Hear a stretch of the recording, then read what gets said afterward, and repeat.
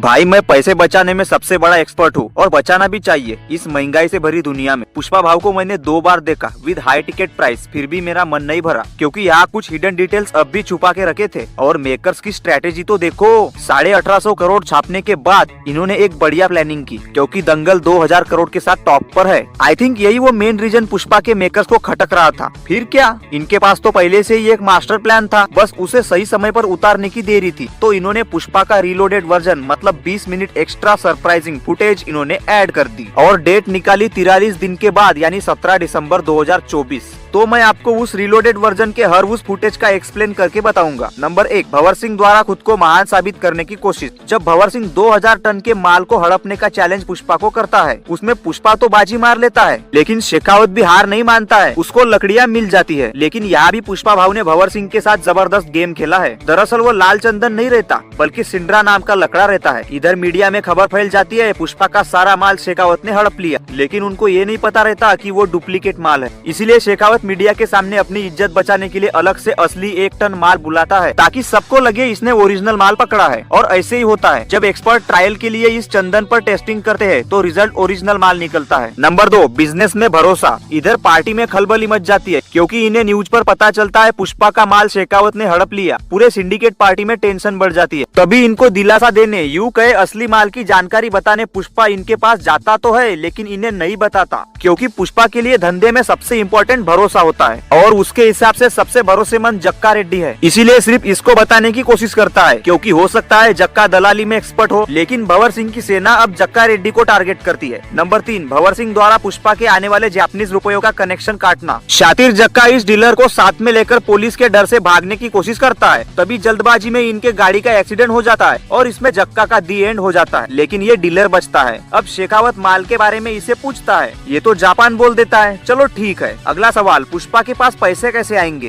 तो इसका जवाब एक ब्रोकर के पास होता है, लेकिन उसका नाम बताने से पहले इस भाई साहब को भी शेखावत मार देता है ताकि पुष्पा का जापानीज रुपयों का कनेक्शन कट जाए। नंबर 4, पुष्पा की चालाकी। पुष्पा ने माल तो पहुंचा दिया लेकिन पैसा नहीं आया क्योंकि इनका तो पत्ता साफ हुआ। अब पुष्पा के लिए मुश्किलें बढ़ी, लेकिन पुष्पा अपनी मेहनत को भले कैसे बर्बाद करने दे। वही देसी लुक के साथ पुष्पा घर से निकलते हुए कंटेनर द्वारा जापान चला जाता है और यही से तो इस मूवी की शुरुआत हुई थी। जापान जाने के बाद उसकी तलाश पुष्पा को हो जाती है जिसके थ्रू पुष्पा को पैसा निकालना है, लेकिन तब एंट्री होती है इस चाचा की। इसकी एक गोली और पुष्पा सीधा नीचे समंदर में, लेकिन वो पुष्पा है, हरगिज झुकने वाला नहीं है। अब इसे भी पुष्पा अनजान लग रहा है, लेकिन नोट का टुकड़ा पुष्पा के माल पहुंचाने के पावर को दर्शाता है। अब तो इससे बस एक ही मुद्दे की बात बोली जाती है, पहले पैसा बाद में माल। तो इस प्रकार धंधे के रूल्स अब काफी स्ट्रिक्ट हो जाते हैं। नंबर 5, जॉली रेड्डी के सामने 2 ऑप्शंस पर डिस्कस। जक्का रेड्डी के मरने के बाद धंधे में स्मार्टनेस सिर्फ जॉली रेड्डी के पास थी, फिर तो एक सोपा उनके लिए तो बनता है। अब पुष्पा के 2 ऑप्शंस जॉली रेड्डी के लिए कौन से?